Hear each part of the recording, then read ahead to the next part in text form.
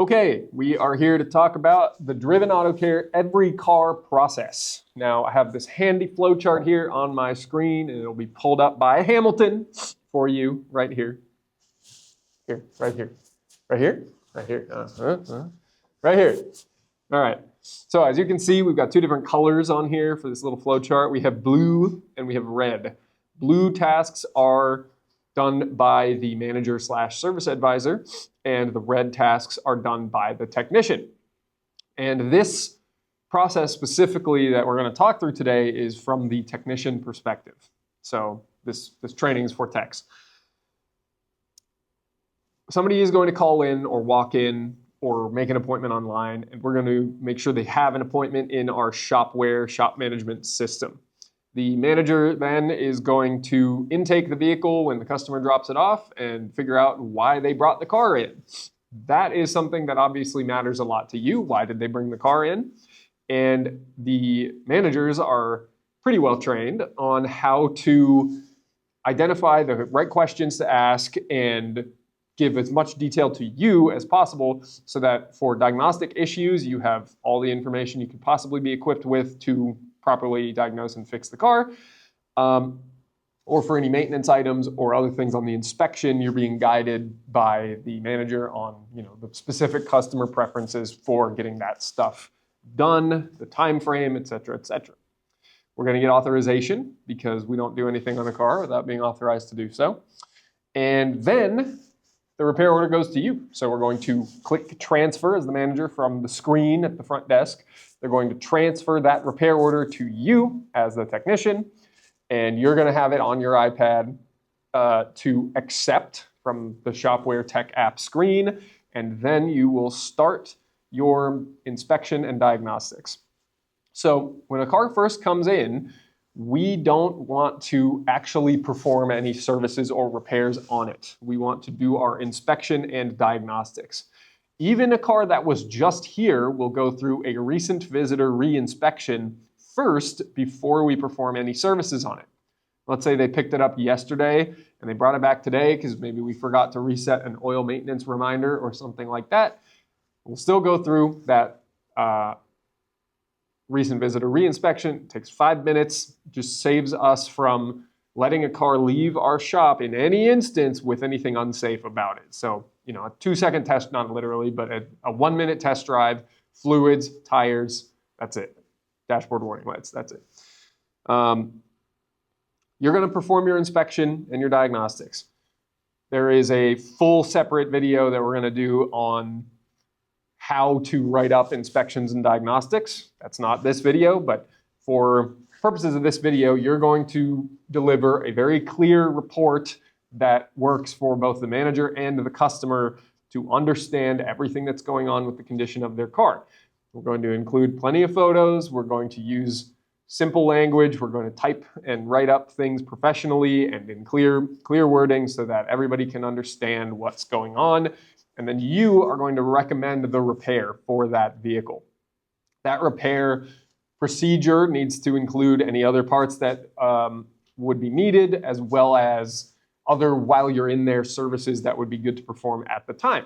We are asking you to, stretch your brain a little bit here and not just say this is broken and then let the service advisor figure out how to fix it. You are the professional who will end up fixing the car. It is up to you to generate the correct recommendation for the car. That is how we do things at Driven Auto Care. Then you will transfer that repair order back to the service advisor, and you will do so with the status on the transfer of needs estimate.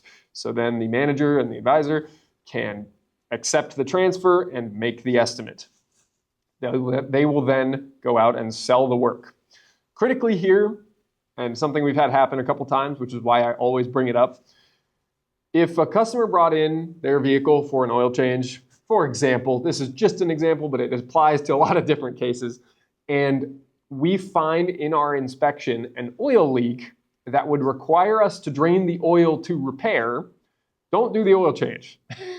This is a common thing that we've run into where you have an oil pan gasket leak and we drain the oil and fill it with brand new oil, and then we sell an oil pan gasket repair, and now you're draining the oil again. We want to avoid that as much as possible. So what comes after this here. We're going to sell the work. We're going to get the parts. We are going to transfer the job back to you. You and the manager are going to work together to make sure we have all the right parts on hand, and then you are going to get to work. Fixing the car is a small component of the job, but it is obviously the most important. If we don't do it, then we wouldn't have any customers because we can't actually do our jobs. They're here to have their cars maintained and repaired. If we can't do it, we won't be here for very long. So you're going to fix the car.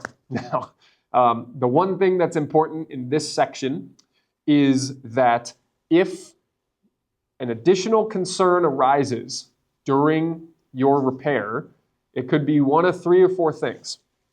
It could be that we broke something.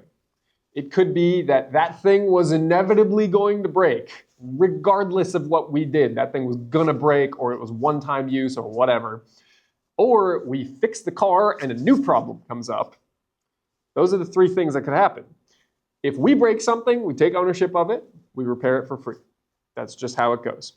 If something inevitably was going to break, and no matter what you did, it was gonna break and we were gonna need to replace it, ideally you pause before it gets broken and you tell the customer that, hey, we didn't anticipate this when we quoted the repair, but it looks like we are now running into a situation where this part will need to be replaced as part of this repair. In a lot of cases, that part will cost so little that we can just add it on there anyways, and the customer will have an inconsequential change to their bill, and we can move on with our lives. But in some cases, like if you're doing a oil pan gasket replacement on a PZEV BMW 328i, then it will need a $700 radiator if you break the radiator neck. That is a very, very brittle plastic piece that often decides to fuse with the radiator hose that you need to disconnect in order to do the job. In that case, we want to tell the customer, because yes, although they have approved a $3,000 oil pan gasket repair, or oil pan replacement, I think it was in that case, they're going to need to spend like another $1,000 on this radiator at the end of the day. And so we want to get clarity up front on that to the extent possible. And lastly, if a new issue has arisen, we'll spend a couple minutes to make sure that it wasn't caused by us. And if not, go back to the customer and say, hey, this has come up. It's not something we did. It couldn't have been something we did. We've ruled that out in our logic. And if you want us to look into it, here's what it's going to take. So that's that step. Then you're going to make sure the car is fixed. You're going to go through a quality control check on the car. We have a quality control process that exists because every time a customer, and this is me personally experiencing these things, I handed the keys to a customer after they paid their bill and picked up their car, and they walked out the door, and within 2 minutes, they walked back in the door. Those situations we want to avoid as much as possible. So we have a quality control process. You will clean the windshield, you will wipe down the interior and the fenders and the hood of all your handprints and your footprints and everything like that. You'll make sure the floor mat has been taken out of the car. You'll make sure that our maintenance reminders have been reset and we've put our oil change sticker in the window if we performed one. You will also torque the wheels unless we didn't touch them and there's a hubcap, then we will not go through the process of torquing the wheels because it introduces additional service essentially to get to the lug nuts. But if we can see them, if it's easy, or if we took the wheels off, we will torque the wheels to factory spec and we will note it in the quality control process. We'll make sure the tire pressures are set to factory spec unless specifically requested otherwise by the customer. We will note that in the quality control process as well.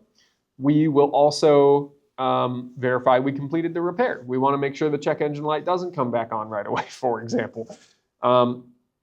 We want to make sure all the services are checked off in shopware by you, the technician, so that the manager is not assuming that you completed a service when in reality you had not. That is also critical. You want to record the mileage out. After your test drive, you're the last person to touch the car. You've put the last mile on it that we will put on it, and the mileage out is what reports to Carfax. And so we want you sitting in the driver's seat right before you're getting out of the car to give the keys back to the manager. We want to make sure you are putting down the mileage. That saves a trip out for the manager. You're already there. It takes 2 seconds. You'll just get it done. And then you'll bring the keys to the manager or put them in the lockbox, and then you're done. And everybody has peace of mind when you go through that process. It is excellent. It takes 3 minutes. It is such a valuable process to go through.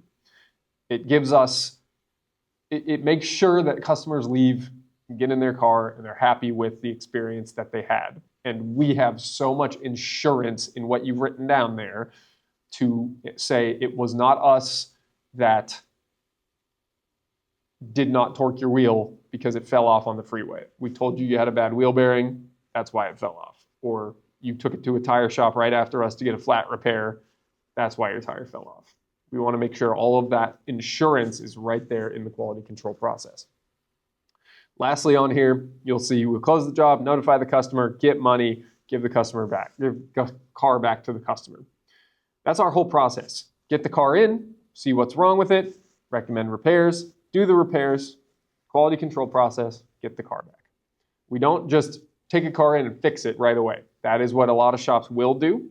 That you could say would be more efficient, but we are lacking in our ability to deliver an excellent customer experience when we do that. Taking these steps is what creates the excellent customer experience we have, and that is why it's called the Every Car process. Thanks for watching.